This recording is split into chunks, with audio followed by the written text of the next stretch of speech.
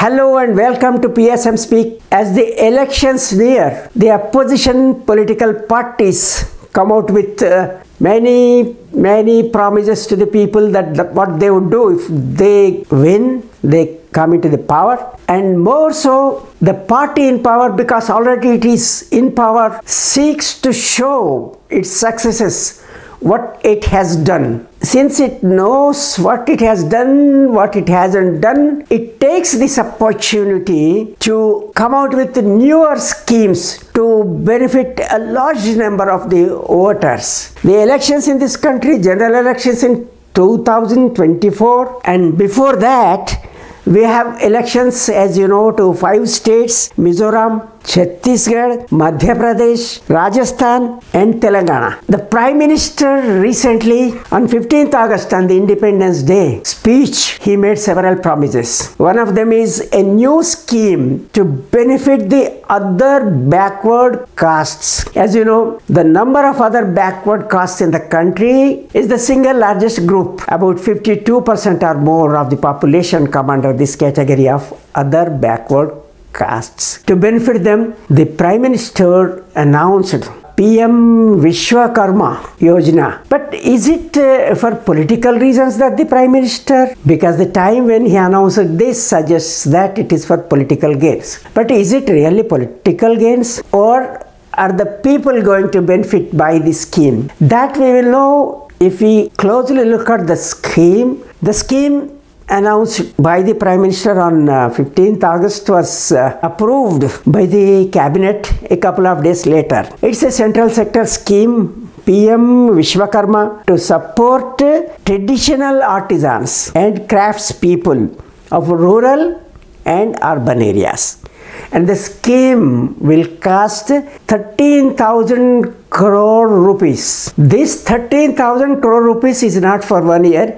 It is for 5 years, starting from 2023-24 to 2027-28. In the first instance, the scheme says 18 trades will be covered. Coming to the other details of the scheme, under PM Vishwakarma scheme, the artisans and the craftspeople will be provided a recognition through PM Vishwakarma certificate, and an ID card will be given to them, and they will get a credit support of 1 lakh rupees in the first place, and depending on their satisfactory repayment of the first tranche, taking up the activity and the satisfactory maintenance of the business, they will get another 1 lakh. The total sum 2 lakh rupees, and it is said it is a subsidized loan. The ministers who spoke subsequently also said that this would be a subsidized loan. We do not now know how much subsidy is going to be given to each beneficiary, but the interest rate itself is 5%. That is a concessional interest rate, which means definitely there is going to be interest rate subsidy. The scheme will further provide skill upgradation, tool incentive for digital transactions, and more importantly marketing support. So the 2 lakh rupees loan, 1 lakh first tranche, another lakh second tranche, will have 5% interest rate, and the identified will get a stipend of 500 rupees for their skill development. Also, they will get 1,500 rupees for the purchase of contemporary tools. These are the scheme ingredients. Without any comment right now, first let us look at what else the scheme stipulates. To start with, 18 trades are identified: carpenter, sutar, boat maker, armorer, blacksmith, lohar, hammer and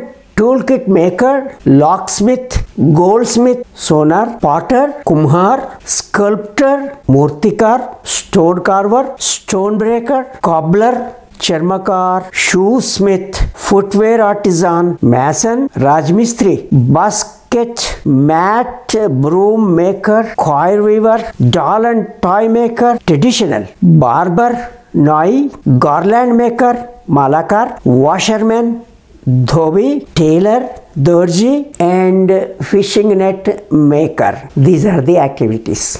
When is this going to start? It's going to be launched on 17th September. What is the significance of this Muhurat?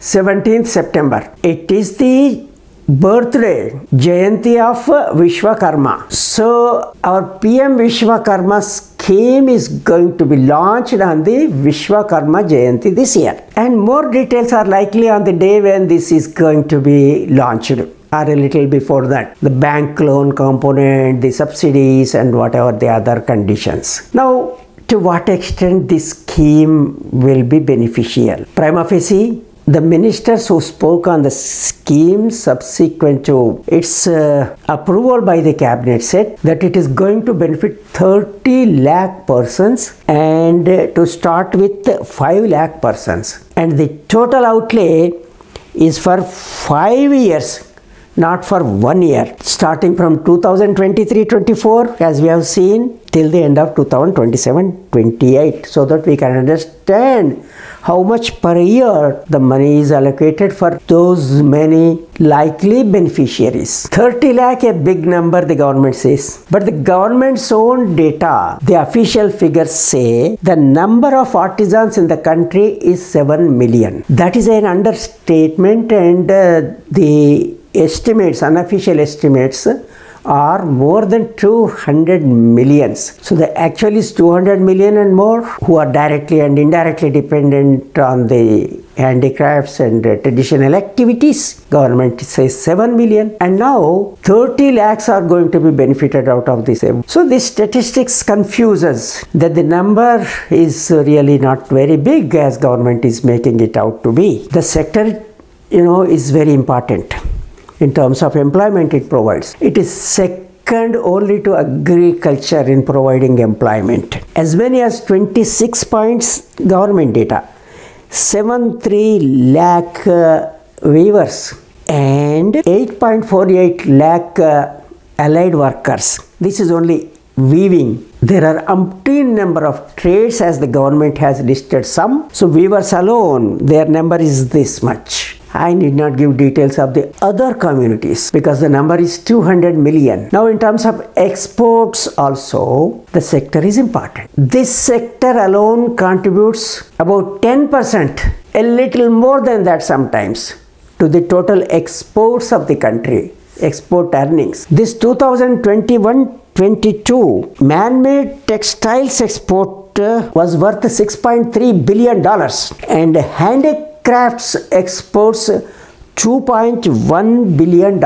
True, it is important and large number of people are dependent on that. It is providing employment. What is the quality of the employment of the people who are dependent on this sector? Their incomes are subsistence and below subsistence, all of us know. They are there in those trades because they do not have any alternative trade, alternative employment. But now, can the cottage industries compete with the big industries? Could the schemes of the government, so far this is a new scheme, give any significant benefit to the sector, to the people? To quote some schemes the government has already implemented, we have seen Handloom Development Program, Handicrafts Development Program, Khadi and Village Industries Commission, KVIC, National Rural Livelihoods Mission, Deen Dayal Antyodaya Yojana, National Urban Livelihoods Mission, Pradhan Mantri Kaushal Vikas Yojana, and Skill India Mission. These are only a few prominently quoted. Many more schemes have been implemented for the benefit of the other backward communities in the rural areas and urban areas. If these schemes were successful, where is the need for another program like PM Vishwakarma now being introduced? So the government needs to relook. The idea is good that the parampara should continue. But what parampara, what tradition should continue? Should people, those who are listed in these 18 and more trades, to continue generations after generation in the same trades which cannot compete with the modern industry? So we have to look at whether these activities with these kinds of supports, bank loans or subsidy loans or low interest loans, are really going to benefit them. What I personally feel is these kinds of schemes, I am just repeating, are not going to be of any significant benefit to the people.